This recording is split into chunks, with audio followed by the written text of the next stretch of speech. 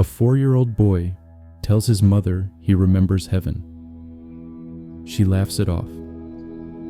But then he says something that makes her blood run cold. Something he couldn't possibly know. Something that will force her to question everything she believes about life, death, and what comes before. By the end of this video, I'll tell you exactly what he said. And I promise you, it will shake you. There's something about children that we've forgotten, something we've trained ourselves to dismiss. We call it imagination. We call it fantasy. We smile and nod when they tell us impossible things, and we wait for them to grow out of it. But what if that's exactly the problem? What if the reason children speak of things we can't see isn't because they're making it up, but because they haven't yet learned to deny what they know? What if their so-called imagination is actually memory?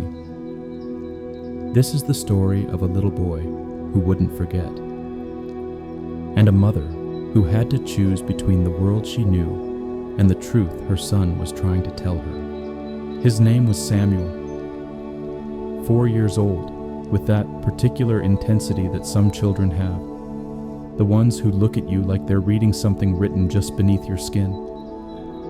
His mother, Rachel, was a practical woman, a teacher, someone who believed in facts, evidence, tangible reality. And then one morning, over breakfast, Samuel said it.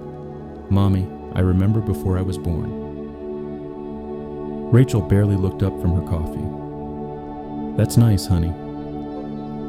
"I was in heaven," he continued, his small voice certain. It was bright, not like the sun, different. It didn't hurt to look at. She smiled the way parents smile when their children say adorable, impossible things. "That sounds beautiful, Samuel." But he didn't smile back. He just stared at her with those two old eyes and said, "You were sad there.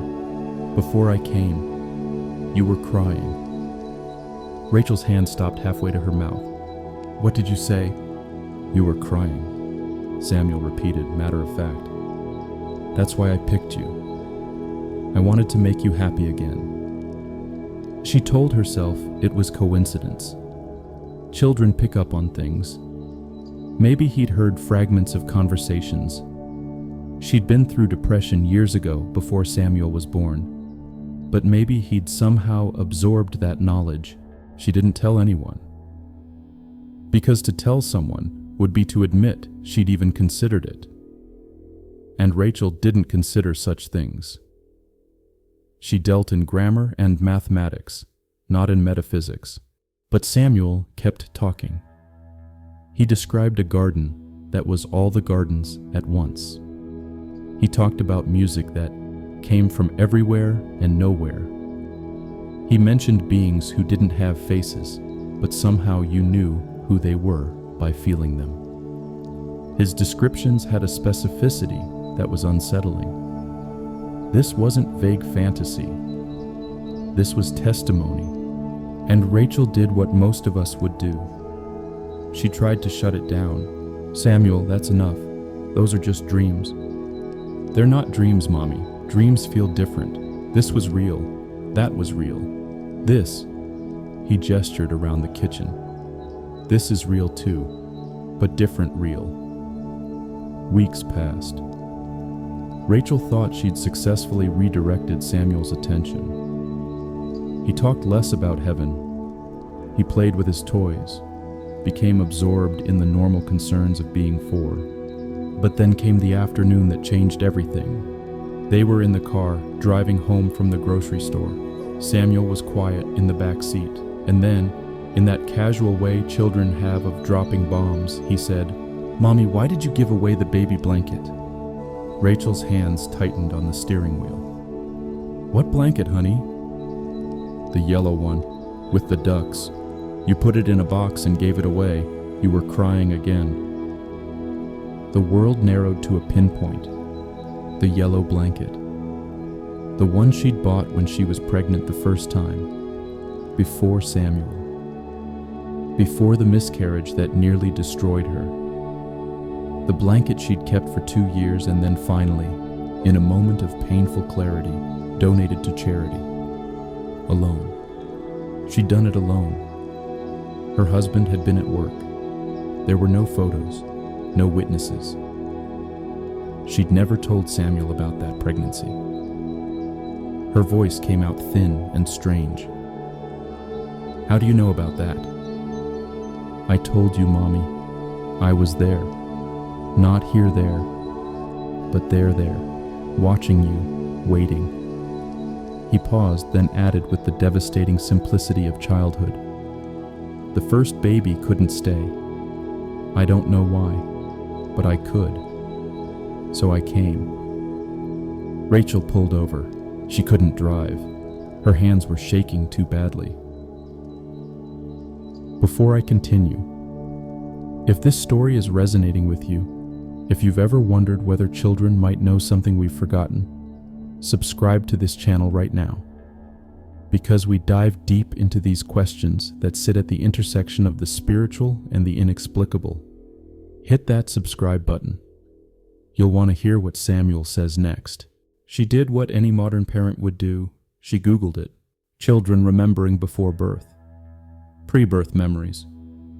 Kids talking about heaven. And she found she wasn't alone. There were thousands of accounts. Children describing the same things Samuel described. The light, the love, the choice. Dr. Jim Tucker at the University of Virginia had documented case after case. Children with memories that checked out, that were verified, that couldn't be explained away. Rachel read until 3 in the morning. She read until she could no longer dismiss what she was seeing. A pattern, a consistency, a suggestion that perhaps consciousness might be more than just neurons firing. But here's what struck her most. It wasn't the volume of accounts. It was who was giving them. Children. Young children who hadn't yet been socialized out of their knowing. Who hadn't learned that certain things are impossible. There's something we need to understand about spiritual authenticity.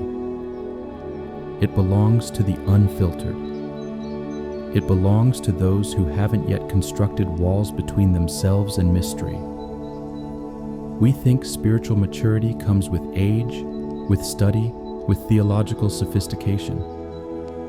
But what if it's the opposite? What if we're born spiritually awake and spend our lives falling asleep? Jesus said it. Unless you become like little children, you cannot enter the kingdom of heaven. Not think like children. Become like them. Reclaim that quality of direct knowing, unmediated by doctrine or doubt. Samuel had that.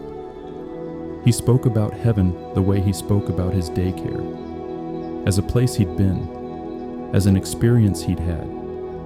No theology, no agenda, just plain, pure testimony.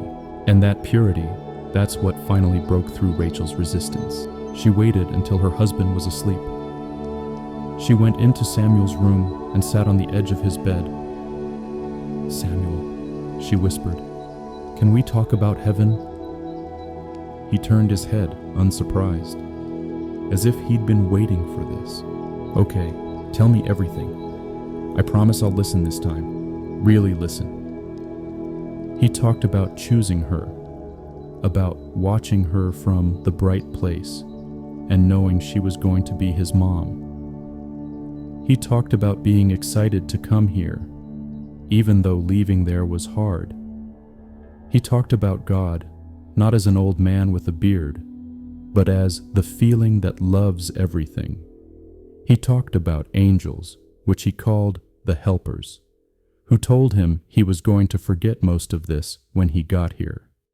"Did you forget?" Rachel asked. "Some of it," Samuel admitted.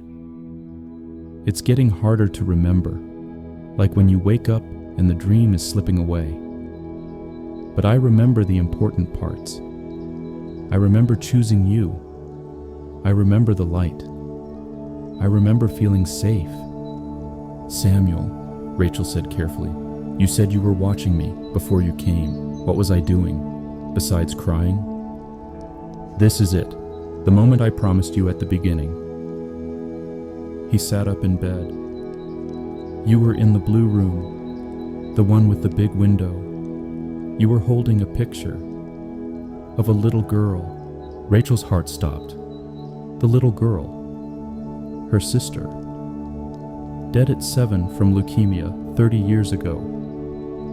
Rachel had been 5. She'd grown up in the shadow of that loss, always feeling like she was replacing someone irreplaceable. 3 months before she got pregnant with Samuel, she'd been going through her mother's attic and found a photograph. Her sister at 6, smiling in a summer dress. And Rachel had taken that photo to her bedroom, the blue bedroom in her old apartment, the one she'd moved out of before Samuel was born. And she'd stood at the window holding it, crying, whispering to a sister she barely remembered. I wish you were here.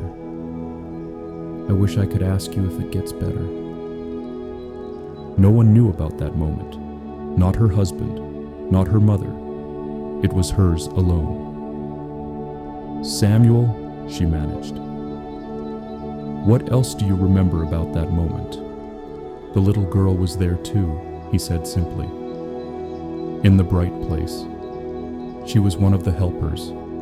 She said to tell you it does get better, and that she's not sad anymore. She's happy, and she's proud of you. I'm not going to tell you that Rachel became some kind of mystic that night. She didn't quit her job to become a spiritual teacher. She did something much more radical. She believed her son. She chose trust over skepticism, wonder over certainty. The testimony of a child over the limitations of her own understanding. And that changes everything. Because here's what we miss when we dismiss these experiences. We're not protecting reason. We're protecting fear. Fear of being wrong. Fear of looking foolish. Fear of a universe that might be larger and stranger and more meaningful than our philosophies allow. Children don't have that fear yet. They tell the truth as they know it. Consequences be damned. They trust their own knowing. They haven't learned to edit themselves into acceptability. Samuel is 9 now. He doesn't talk about heaven anymore. The memories have faded, as his helpers predicted they would. But Rachel says he's different from other kids. More compassionate, more present. Like someone who's held something precious and hasn't quite forgotten what it felt like. And Rachel? She's different too. Softer, more open. She still teaches grammar and mathematics, but she no longer teaches certainty. So what do we do with stories like this? We can dismiss them, call them fantasy, coincidence, confabulation. We can construct elaborate explanations for how a 4-year-old might know about a blanket he never saw and a moment he never witnessed. We can protect our worldview at all costs. Or we can do what Rachel did. We can listen, really listen, not to prove or disprove, but to remain open to the possibility that reality is bigger than our current maps of it. Because children speak a language we've forgotten. They have access to a knowing that predates language, that exists beneath conditioning. They remember home in a way we've trained ourselves not to. And maybe our job isn't to teach them to forget. Maybe our job is to remember alongside them, to let their clarity remind us of our own, buried beneath years of being told what's possible and what isn't. Samuel remembered heaven. His mother didn't believe him until she had to, until the evidence became too specific, too accurate, too impossible to deny. That's not a story about a special child. It's a story about all children, and all of us, before we learn to lock the door to mystery and throw away the key. If this story moved you, if it opened something in you, then subscribe to this channel right now. We need more conversations like this. We need spaces where wonder is welcomed, where children's testimony is taken seriously, where the spiritual and the real aren't treated as opposites. Share this video with someone who needs to hear it. And maybe, just maybe, the next time a child tells you something impossible, you'll remember Samuel. And you'll listen, not with skepticism, not with condescension, but with the humility to recognize that they might know something you've forgotten. And that remembering, that's how we find our way back home.